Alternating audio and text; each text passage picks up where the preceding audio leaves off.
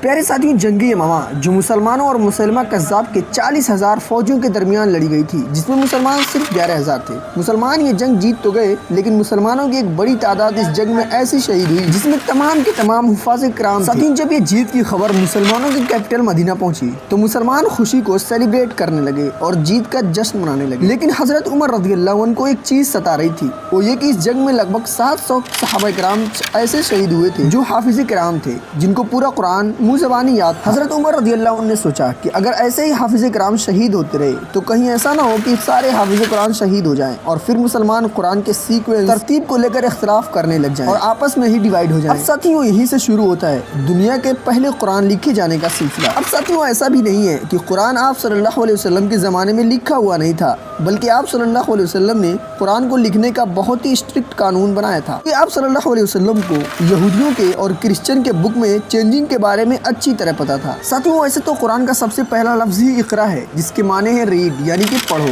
مکہ میں بہت سے کم لوگ پڑھے، لیکن ساتھیوں مکہ میں کچھ ایسے مسلمان بھی تھے جو پڑھنا لکھنا جانتے تھے۔ آپ صلی اللہ علیہ وسلم نے انہی میں سے کچھ ٹرسٹڈ صحابہ کرام کو سلیکٹ کر رکھا تھا، اور جب بھی آپ پر کوئی آیت اترتی تھی تو ان صحابہ کرام کو بلایا جاتا اور ان کو آپ صلی اللہ علیہ وسلم وہ آیت سناتے اور ان سب کو یہ بتاتے کہ اس آیت کو اس صورت میں اس آیت کے بعد لکھ لو، اور پھر اس طرح سے وہ صحابہ کرام آیت کو لکھتے اور کئی بار سننے سنانے کے بعد یہ آیت لکھی جاتی۔ کئی سالوں تک یہ سلسلہ جاری رہا، مگر ساتھیوں مدینہ مائگریشن ہجرت کے بعد وہاں پر اور بھی کم لوگ پڑھے لکھے، اور مدینہ ہجرت کے بعد مسلمانوں کو ایک بڑا ایڈوانٹیج یہ ملا چونکہ یہودیوں کی کتاب بھی آسمانی کتاب تھی جو حضرت موسیٰ علیہ السلام پر اتری تھی، جن میں بہت سی چینجنگ آ چکی تھی۔ اس بک میں اللہ تعالیٰ نے ایجوکیشن کے امپورٹنس پر بہت کچھ بتلا رکھا تھا، تو مدینہ میں یہودیوں کے بہت سے اسکول قائم تھے۔ آپ صلی اللہ علیہ وسلم نے مسلمان بچوں کو وہاں بھیجنا شروع کیا اور تعلیم حاصل کروانا شروع کیا۔ ان ینگ مسلم بچوں کا کام صرف تعلیم حاصل کرنا تھا، کوئی اور بزنس وغیرہ کرنا نہیں تھا۔ ساتھیوں، یہ ایسا ہی ہے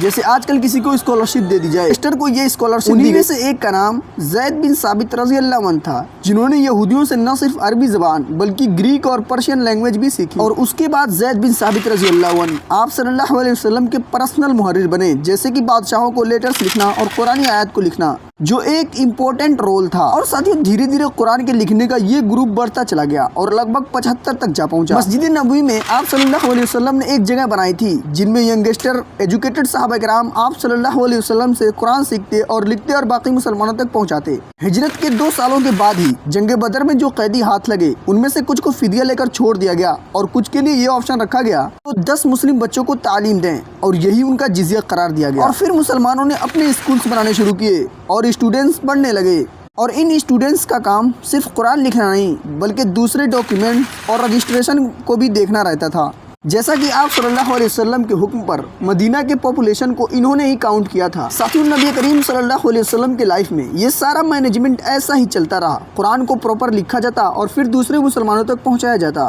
اور صحابہ یاد کر لیتے تھے۔ لیکن دوستو، قرآن تو آپ صلی اللہ علیہ وسلم کے آخری دنوں تک نازل ہوتا رہا، تو پراپر قرآن کو ایک بک کی شکل دینا لگ بھگ ناممکن تھا۔ لیکن دوستو، جب جنگ یمامہ میں 700 حفاظ کرام شہید ہو گئے تو حضرت عمر رضی اللہ عنہ نے سوچا کہ اگر ایسے ہی شہید ہوتے رہے تو مسلمان قرآن کے سیکوینس کو لے کر اختلاف کر بیٹھیں گے۔ پھر حضرت ابو بکر رضی اللہ عنہ کے پاس گئے اور انہیں بتایا کہ کم سے کم ایک قرآن آپ صلی اللہ علیہ وسلم کے بتائے ہوئے سیکوینس کے مطابق تیار کرنی چاہیے۔ پہلے تو ابو بکر رضی اللہ عنہ نے انکار کر دیا کہ جس کام کو آپ صلی اللہ علیہ وسلم نے نہیں کیا اس کو میں کیسے کر سکتا ہوں، لیکن عمر رضی اللہ عنہ نے بہت زور دیا اور بار بار کہا تو مان گئے۔ ابو بکر رضی اللہ عنہ کو حضرت عمر رضی اللہ عنہ نے بتایا کہ کس طرح سے یہودیوں اور عیسائیوں کی کتابوں میں تبدیلی آئی، کس طرح سے بخت نصر نے یہودیوں پر فلسطین کے علاقے پر اور خاص طور سے یروشلم میں حملہ کر کے یہودیوں کو مارا اور ان کے توریت کو جلا دیا۔ اور ایک وقت تو دنیا میں ایسا آ گیا تھا جبکہ ایک بھی توریت نہیں رہ گئی تھی، پھر یہودیوں نے نئے سرے سے توریت کو مرتب کیا۔ اور آج کل بائبل کے بھی بہت سارے نسخے موجود ہیں جن میں سے خود پوپ نے کسی کو غلط قرار دیا ہے اور کسی کو صحیح۔ پھر حضرت ابو بکر رضی اللہ عنہ نے حضرت زید بن ثابت رضی اللہ قرآن کے لکھنے کا انچارج بنایا، جن کو نبی کریم صلی اللہ علیہ وسلم نے خود اپنی زندگی میں ٹرینڈ کیا تھا۔ ساتھیوں، اس وقت مدینے میں بہت سارے حافظ موجود تھے، سب کا ایک گروپ بنایا گیا और बहुत ही सख्त कानून बनाए गए। सबसे पहले कोई एक आयत पढ़ी जाती, फिर उसको सारे हुफाज उस पर मुत्तफिक होते और फिर आप सल्लल्लाहु अलैहि वसल्लम के जिंदगी में लिखी जाने वाली आयत से मैच करा जाता और फिर वो आयत लिखी और ये काम पूरे एहतियात से किया जाता और तमाम काम मस्जिद नबवी में पूरे मुसलमानों के सामने किए जाते ताकि किसी को कोई शक न हो। इस तरह से पूरे कुरान को उसके सही सीक्वेंस के साथ एक बुक के शक्ल में तैयार कर लिया गया और उस कुरान पर किसी सहाबी को कोई एतराज न था। और फिर जब किसी मुसलमान को किसी चीज के बारे में डाउट होता तो इस कुरान से आकर वेरीफाई कर लेते। हजरत अबू बकर के ज़माने में ये कुरान उन्हीं के पास रहा और फिर ये हज़रत उमर रज़ियल्लाहु अन्हु के कंट्रोल में आया और उनके बाद हज़रत उमर रज़ियल्लाहु अन्हु की बेटी और आप सल्लल्लाहु अलैहि वसल्लम की ज़ौजा हज़रत हफ्सा रज़ियल्लाहु अन्हा के पास रख दिया गया खलीफा उस्मान रज़ियल्लाहु अन्हु के ज़माने में। जबकि मुसलमान पूरे अरब को फतह कर चुके थे, रोमन अम्पायर और पर्शियन अम्पायर को भी फतह कर चुके थे, अफगानिस्तान और रसिया के बॉर्डर तक पहुँच चुके थे और यही रसिया के करीब एक मस्जिद नमाज के बाद लोगों में एक्सेंट को लेकर इख्तिलाफ हो गया। फिर हज़रत उस्मान रज़ियल्लाहु अन्हु तक ये बात पहुंची कि लोग कुरान के एक्सेंट को लेकर इख्तिलाफ कर रहे हैं। फिर हज़रत उस्मान रज़ियल्लाहु अन्हु ने एक बार फिर ज़ैद बिन साबित रज़ियल्लाहु अन्हु को इंचार्ज बनवाया